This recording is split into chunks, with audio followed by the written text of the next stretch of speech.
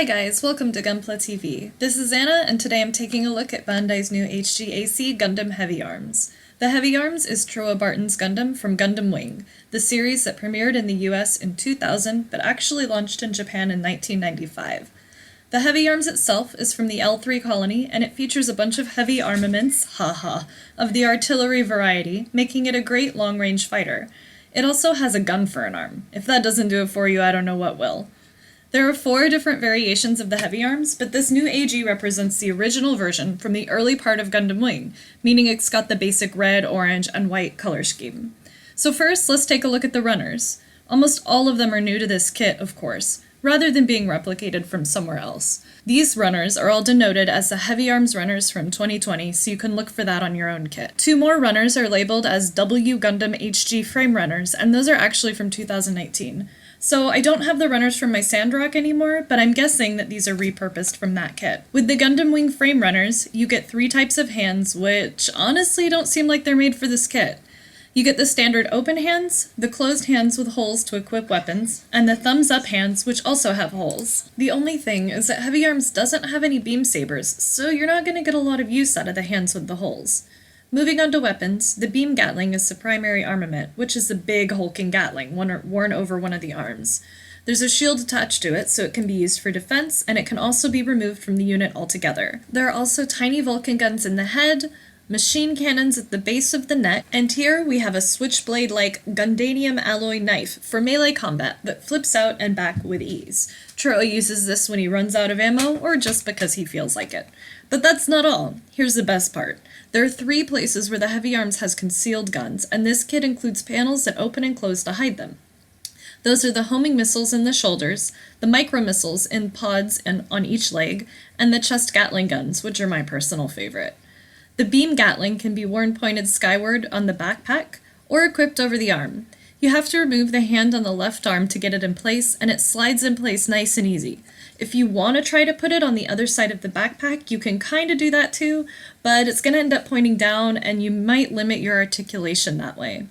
Anyway, when you want to put it on the arm, there's a lever on the side that folds out, which you can place in either of the open hands. When you fold it back against the gun, the lever, a small peg helps secure it in place along the side. The one armament I'm not seeing here is from a single battle in Gundam Wing, where Trowa attaches a beam saber, so when he runs out of ammo, he can launch the gun off the Gundam's arm to battle with the beam saber instead. You could maybe MacGyver a beam saber from another kit into the socket of the wrist, but this kit isn't really made to replicate that particular setup, and it only happened once, so you don't really need that on this kit. As for articulation, this kit features most of the usual that you'd expect from an HG. The head is on a ball joint and has pretty excellent range of motion. The shoulders are also on ball joints. The only downside is that they don't angle forward or backward very far, making it hard to get powerful looking poses where you may want the shoulders thrown back a bit. The top of the arm has minimal movement, and the elbow has a simple joint that moves like a real elbow, and the hands are of course on ball joints. The waist is on a ball joint and can rotate 360 degrees, but there's actually a second ball joint seated above it.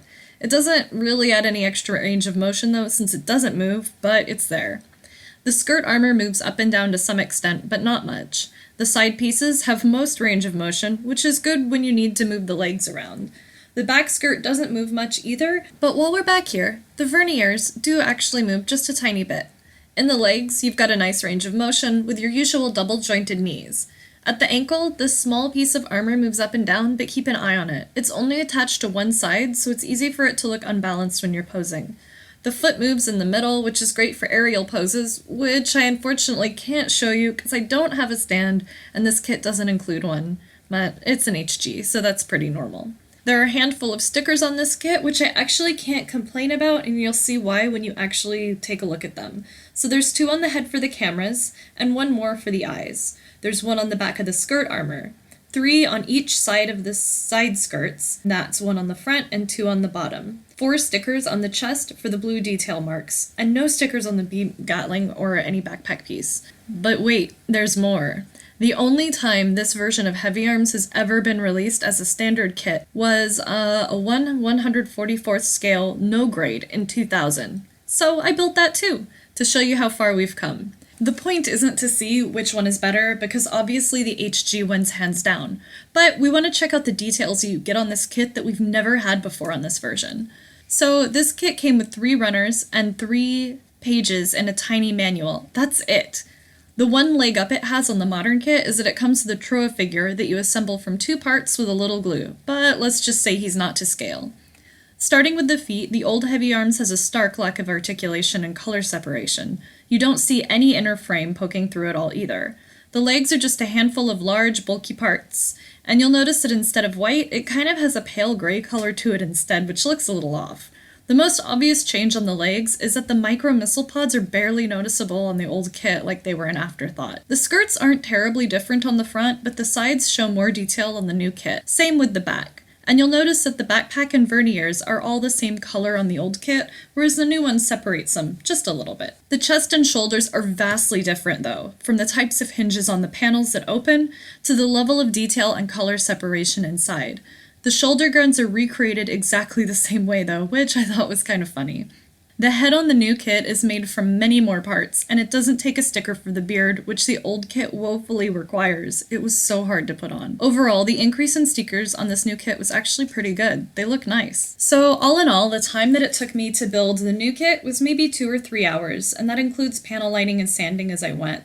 And the old kit, using the same process, probably only took an hour. It just was only made of a handful of parts, so it went really quickly. I built them back to back, so the differences in detail and time really stood out. So I love this new kit, especially compared to the old kit, of course, but I love the gimmicks and the articulation, and the weapons. If I have to mention pain points though, for me it'd be the ball joints, mostly in the shoulders. Unless you hunch them forward, they look like they're kind of suspended an unrealistic distance from the torso. So while this positioning does help movement, it just doesn't look very natural, but what can you do? Well, that does it for the Heavyarms. That's 2 down, 3 to go for HGAC Gundam Wing kits. If we get more, you'll definitely be hearing from my voice again. I am waiting for the Deathscythe. In the meantime, don't forget to subscribe to our channel, HobbyLink TV, so you never miss a video, especially when those are coming up. And hit that like button because that really helps us out on this video. Thanks always for tuning in, guys, and we'll be seeing you again soon.